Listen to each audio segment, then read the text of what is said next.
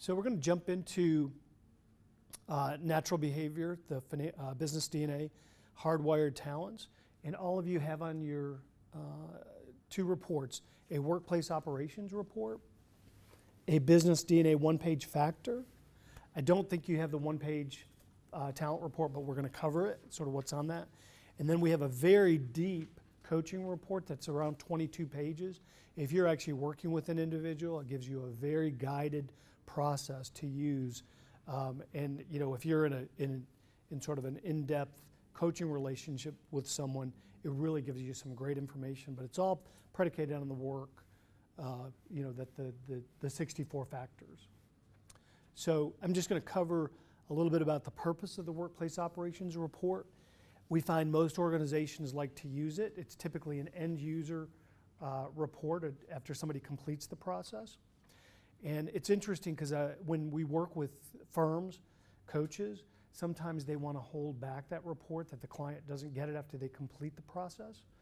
And we really encourage that after somebody completes a process with your link or in your organization, give them something. There is a guided experience, a video that shows that maybe they're an engager or they're an initiator, but sometimes giving them this information can be quite powerful. It gives them that reflective time to look at it. So then when you're actually in front of them or talking with them, it can maybe unlock some talent or discussion that you wouldn't get if you're just delivering it as the coach. So we're huge believers of give somebody something after they've completed it. It's a reward. It's a very great opportunity for self-development. This one-page factor report is a pretty deep report, as the one that you have. We would not suggest giving that to an individual without sort of your guidance to it, because it can probably be confusing, and it might have been confusing when you looked at it. We're going to break it down. The Business Talent DNA report is a great report to sort of show you sort of a one-page view in a way that's got some simple language of sort of strengths and struggles or situations that'll happen. And then this coaching report, which we're not going to spend a ton of time on, but I'll give you a view of the reports so you have a good understanding of those. So when we work with these reports, we call Business DNA Natural Behavior, measures this hardwired behavior that we've talked about most of the morning. We do not identify baggage or mental health issues. It's really not sort of what we do. If you think about it in the workplace, it's not sort of our intention to do that. You know, there are people, specialists that really are much better suited at that than we are. But it does remain stable over time. One thing I get asked a lot, are there any profile types that are good or bad in certain situations? And I know we're working closely with Caitlin's group on the entrepreneur genetics, but there really are successful people in every one of the 10 quadrants, and I've seen it, I've worked with them. It's just if they know it, it can make them sort of unlock potential.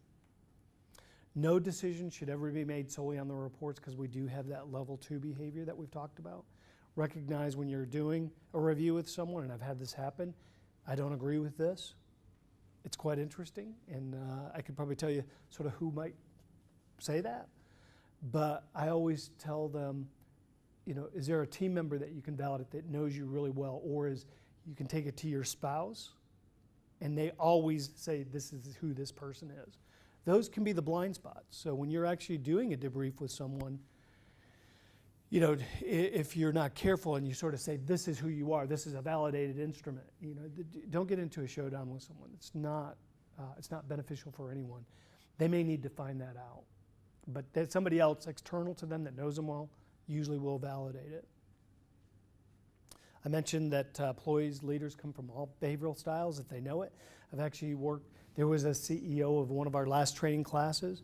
He was coaching him. He was a reflective thinker, and he was the leader. And I've seen relationship builders. They have to exert a little bit more energy to sort of lead and make decisions, but they can come from all different styles.